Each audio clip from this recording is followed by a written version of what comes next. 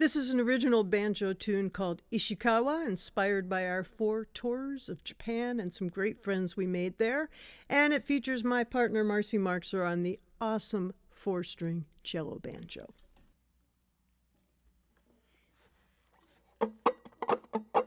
One, two, three.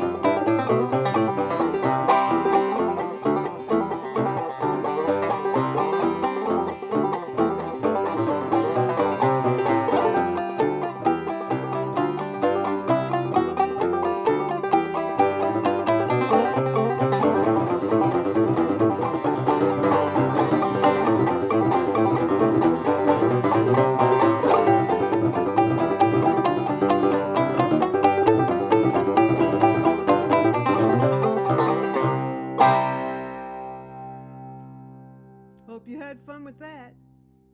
We did. Yeah, that was fun. Marcy and I spent a lot of time with the wonderful humanitarian, bluegrass pioneer, and songwriter Ola Belle Reed. She wrote a song that inspired an entire album that I did back in the 1980s on Rounder, dedicated to women in country music, called Only the Leading Role Will Do. And if you ever met Ola Belle Reed, you absolutely knew that only the leading role was going to do for her.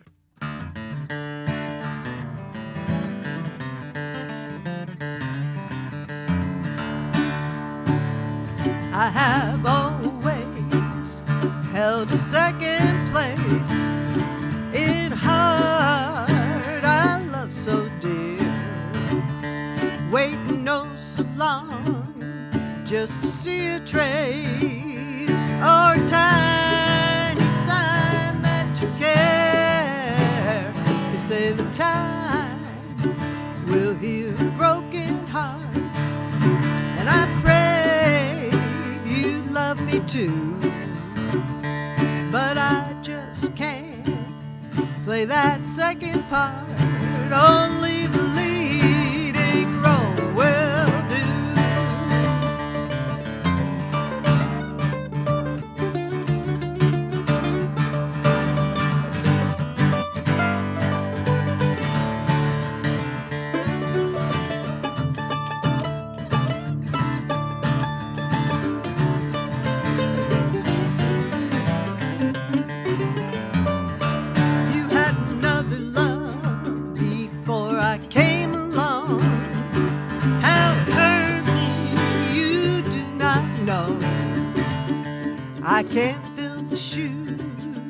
of your other love.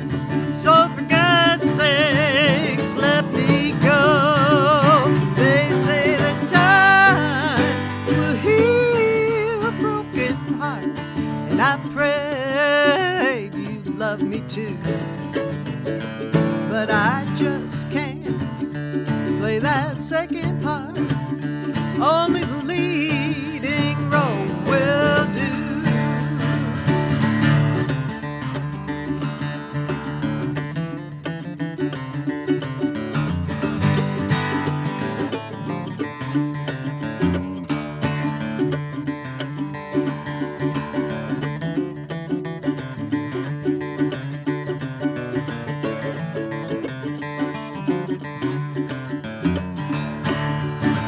They say the time will heal a broken heart, and I pray you love me too.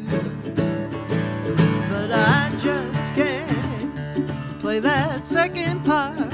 Only the leading role will do. Only the leading role will do.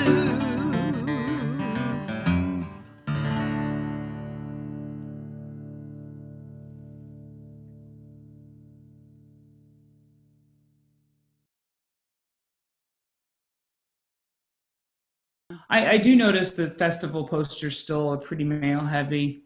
And then you add into that how few crew members and backing musicians are Lighting women. and all those people. Yeah. And then you have to get into how many managers are women, how many Right. booking agents are women, Festival. right? Yeah. Festival promoters. I mean, it is such a nice change. Like the Cambridge Folk Festival is committed to 50-50, you know, Wow. and I was guest curator for them a few years ago, and it was so lovely. It was just really, really nice, you know, to go. They're really making an effort because, you know, you have to realize with that, that still doesn't address all the other inequities in the industry. You know, you're just talking about people on stage is 50-50, you know, and that seems like such a Herculean effort. So it's like, it has to be done because it's not the lack of talent, it's the lack of vision, you know, of men who are in charge, because they've just, you know, they're just used to the way it's been for quite a long time. So they have to be challenged. And that, you know, it's women who run the Cambridge Folk Festival, you know, obviously we just have to get into more positions Right. that are going to push that. It's not to say that there aren't men who are also pushing that. I mean, they are. There's an initiative here in Ireland called Fair Play, which is also, you know, talking about the need for equal representation of women in music industry. So these things are happening, but it's slow. It's slow. There are barriers sometimes, but ultimately, I find that if you go in with just a professional, you know, I know what I'm doing. I've been doing it for a really long time. People sense that, Right. and they tend to, you know, not question anything. Everybody just rolls with it, and we go on with the show. You know. So. Well, it sounds like some of that, maybe some of that training you had also that, you know, you can, I mean, obviously you're a lovely, nice person, but you also can walk into a room and take charge, you know, Yeah. and that might, you know, that's not, I'm not going to speak for everyone, but of my generation, I'm quite a bit older than you, to be taught how to be in charge, particularly of a group of men, Right. was not something I was taught to do, you know, so it does take a little, even for us, it takes a little getting over that Sure. initial, yeah. Sure. Wow. Sure. Yeah. Do you think that because more women are programming festivals, that that's going to have an impact on who we see on stage? I think so, absolutely. you know, it's funny. Sometimes I think there might be overt efforts to make that happen. Other times you don't even realize you're doing it. A couple years ago, I happened to look at the lineup that I had, you know, was starting to put together for the North Carolina Folk Festival. So that included bluegrass and old time, including a lot of other genres of music. And I realized at a point that my lineup was about 90% female led. Wow. And I kind of laughed about that. And I said, all right, I can't do an all female festival here. I got to get some men in here to kind of balance things out. So, and it wasn't intentional. It was just that year, the artists that I was really excited about, who I wanted to make part of our event here in Greensboro, happened to be groups that were led by women. Right.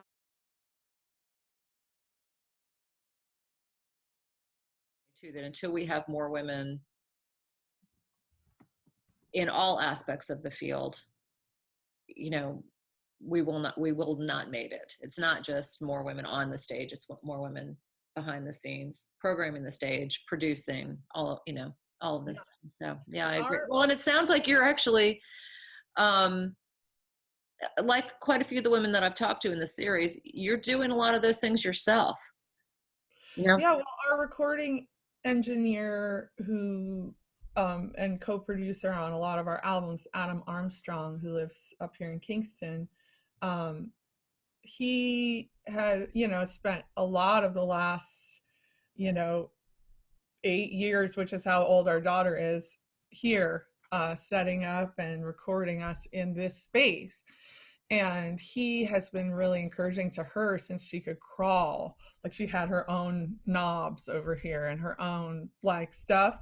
And then she got old enough to realize those weren't doing anything. Those weren't plugged in. And then she just like, you know, she's like, all right, I see what you've been doing. But but it's really, to me, it's not only seeing women in those positions, but seeing men who don't act like it's weird that you're a girl that's interested in it. Yeah. That's part of it. You know, growing up, my mom was told she couldn't play the drums because it wasn't ladylike. She was told she couldn't play the trumpet because it wasn't a lady's instrument. Like, she wanted to be in the marching band, and, you know, she ended up in a short skirt twirling a baton, you know? Right. So that story comes to me from her, you know, and then to see my little girl crawling around the studio being like, yeah, play with that compressor. Like, you know, you want to adjust the trim on that, you know, or like, you know, like, or going over to the drums and being like, yeah, like, just go ahead. You know, that's different. That's different. I mean, that's taking a couple generations, I guess, but it's about people, men or women, in positions of power just opening their eyes, you know. And Adam's only a couple, I don't know, maybe 10 years or so younger than Mike and I, but I can even see in his generation, I guess you'd say, a little bit of difference there. Yeah.